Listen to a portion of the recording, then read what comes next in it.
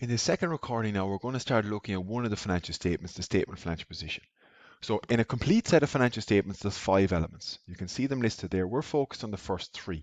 But you'll see when you look at the annual report of Grafton Group or Ryanair that's up on Loop, all 5 are required for a full package under the international accounting standards. Statement of financial position answers the question, what is the accumulated wealth at the end of a period? So at a point in time, what's your statement of affairs?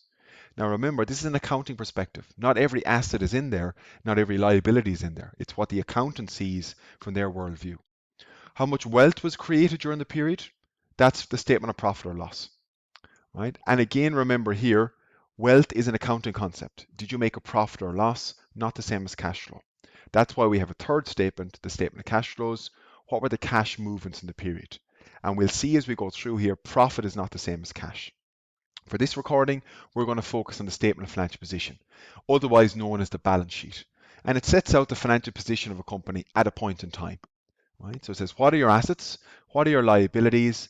And then the difference of that is your equity. And that's what's often known as the accounting equation. Assets equals equity and liabilities. That's the way the statement of financial position is presented. The assets are in the top half, and the bottom half are the equity and liabilities. And that's where the phrase or the name balance sheet used to come from, is it must balance up. Total assets must equal total equity and liabilities. And the other way of presenting it is assets minus liabilities equals equity. This is something a lot of you will be used to if you've bought a house. The value of the house, your assets, minus the mortgage you got, your liabilities, is your equity. And that's where that unfortunate term negative equity comes from as well, where your assets are less than your liabilities. That means this side is going to be negative. So that's coming from the accounting equation, right?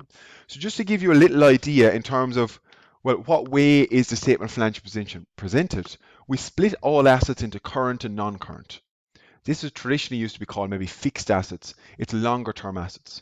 So if those assets are going to be in the business for more than a year, property, plant and equipment, maybe some intangible assets that you can't see but are still assets, brand names, patents, they can be in there, or financial assets, maybe investments, etc. for the longer term. But all short-term assets we call current assets. Inventory, receivables, which is money that your customers owe you, prepayments, we'll talk about those in a minute in the next recording, and then bank and cash. So you come to a total then of total assets, split between non-current and current. You do the same for liabilities. Short-term liabilities we call current liabilities, falling within 1 year, and non-current liabilities will be longer term, maybe a longer term loan, etc., that you have as part of the business funding. But again, it's a similar setup.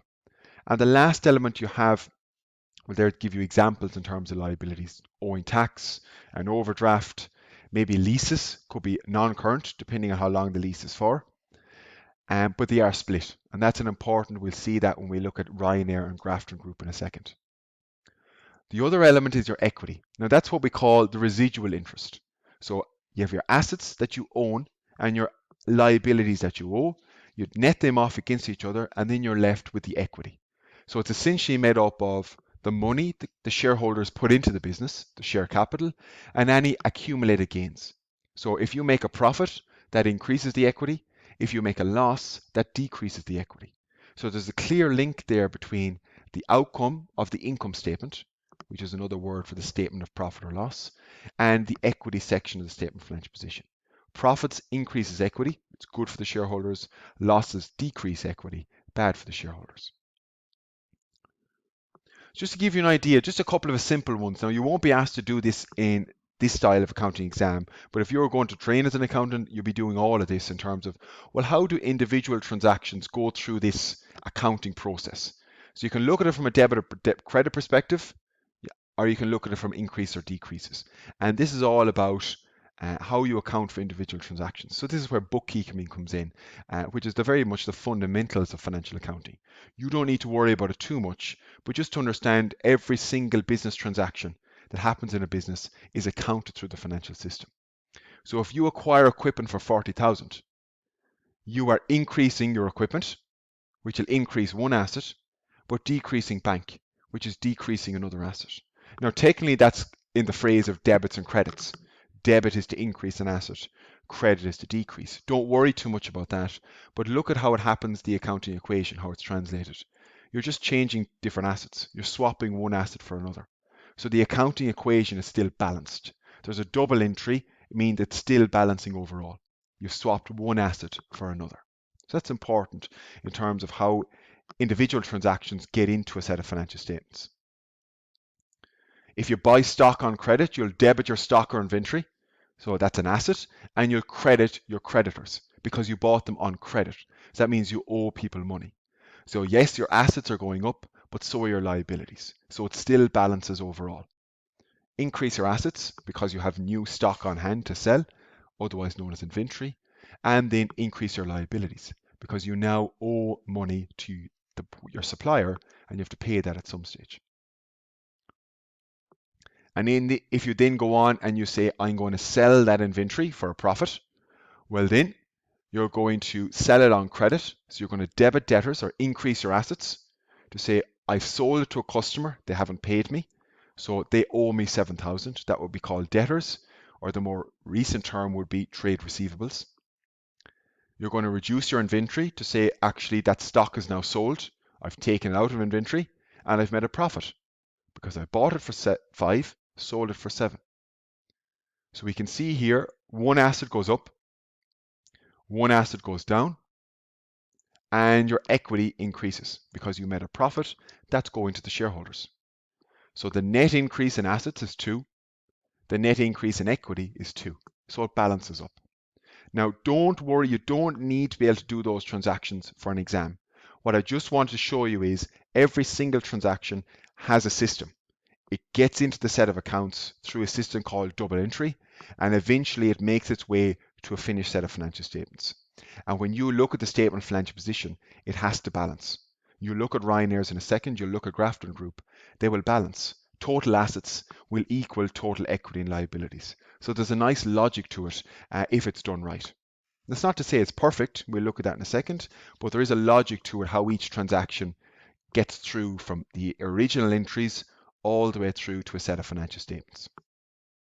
So if we look, for example, here, we look at Ryanair's statement of financial position, which they'll call their balance sheet. Now, we looked at this before, remember at the very start in week 1, just to have a look at how much planes they have, etc. But you can see non-current assets, current assets, total assets, 12 billion. 12.3 billion of total assets. You have current liabilities, non-current liabilities, and equity. 12.3 billion. So your total assets equals your liability and your equity. A couple of the key things we're looking at here. Well, what can we glean from looking at a statement of financial position of Ryanair? It has a huge amount of non-current assets, property, plant and equipment. And you'll see the notes. The notes are an intrinsic part of a set of financial statements. So if we go to note 2, so we'll come on there maybe to 160, we get to note 2, it breaks down the 8.1 million into all the different assets that you have. Most of that 8 million, or 8 billion should I say, is aircraft. They own a lot of their aircraft and they bought even more during the year. So it breaks it down into more detail. So that's a note 2, which is cross-referenced there in the actual balance sheet. You can then see they have about 3.6 billion in cash, either in financial assets, maybe short-term investments, or cash equivalents itself. So that makes up the majority of their assets, about 8 and 4 in cash, roughly. You then come to the liabilities. They have debt of 430 million due in the next year. So it's the short-term debt, the current maturities of debt. And they have other debt, non-current, which is due over 1 year, 3.5 million. So they have about 4 billion of debt there. 4 billion of debt. And let's have a look at note 10 then. If you go to note 10 as an example, just come back, it breaks that debt down. So it's nice to see, go back and look at the notes every so often where the detail is. So we look at note 10, starting here. It's quite a big one. Sorry. So note 10 here, financial instruments. It tells you what the assets are. Total financial assets, you're 3.7 billion, made up of cash and cash equivalents or investments. But if you come back down then to the liabilities, there's their debt. So they have liabilities of 4.6 billion of loans, whereas trade payables are 4 billion in just normal debt. Some of those are hedged, so they might hedge, for example, with FX or hedge interest rate risk, but it breaks it down. And it also comes down then, it gives you a lot more detail in terms of how they measure it and also what currency it's in. So you don't need to worry too much about that. You can see what interest rate they're paying, whether they've hedged their interest rates or not. So a huge amount of detail are in the notes of the accounts. Now it's beyond the scope of what you need to focus on for this module, but just to note that little cross-reference here, the notes, hugely important. The other thing that might stick out to you is this: accrued expenses and other liabilities, 2.5 billion, should I say. Park that for now. I'm going to come back and look at that when we look at the statement of profit or loss. A lot of that is to do with pre-booking of flights and when they recognize the revenue. But that gives you a good idea of the setup of a statement of financial position. Same if you look at the Grafton Group and we look at theirs. The Grafton Group balance sheet, same setup. Non-current assets, current assets, equity and liabilities, 2.3 billion here, equity and liabilities, 2.3 billion total assets. So it's a standardized way of presenting the financial statements. It's only a very summary view on the face of the financial statements. All the detail then is in the notes, why it's a key component of a set of financial statements. So you can see there, what are the use of the statement of financial position? It gives you a good idea of how the business is financed. Where's the debt coming from? What type of debt? It provides a basis for valuing a business. Now, I would say very partially. That's one thing I want to show you in a second. And it also shows you between the assets and the claims. What assets does it have? Short-term and long-term assets. What liabilities does it have? So it gives you a good idea of a statement of affairs at a point in time. The other thing, however, to note is there's limits here. Statement of financial position is presented based on a particular worldview, i.e. the accountant's worldview. So certain assets will not be on the statement of financial position. You'll never see the Ryanair brand name because it was internally generated. So if you build up a brand name internally, we don't put it on the set of accounts because you can't value it. But if you acquire a brand name as part of an acquisition, then we can attach a value to it. So it's a strange one. Likewise, human capital, your workforce, they're not counted as assets because we can't value them, number one. And number two, technically you don't control them. They can leave at any time based on given the notice period. So when you're looking at a statement of financial position, it gives you a very limited view of what the value or market value of a business is because it's at a point in time. It doesn't look at future growth.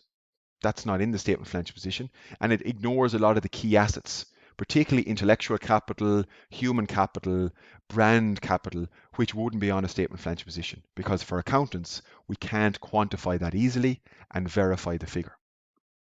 To give you a little example of that, if you look at, for example, here, Ryanair's, now this is back at the end of 18, but similar principle applies.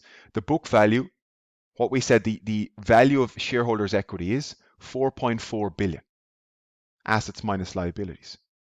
Whereas if you go and look at Ryanair's current market value today, granted a year or two difference, or 3 years, but it hasn't changed that much. If you look at a 3 or 5 year, it's similar enough value overall, hasn't changed a huge amount, maybe 10-15%.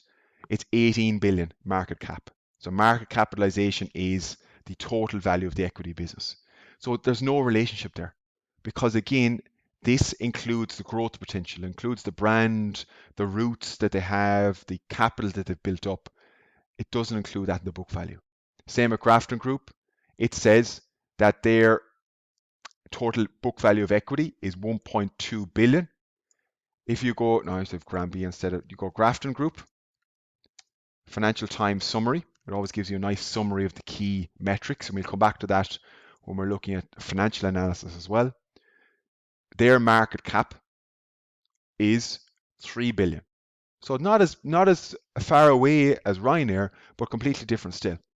So we're trying to show you there the market value, which is the actual trading price, and the actual book value, which is what the value is in these financial statements, may not be aligned at all because there's certain limits of what's included in a set of financial statements.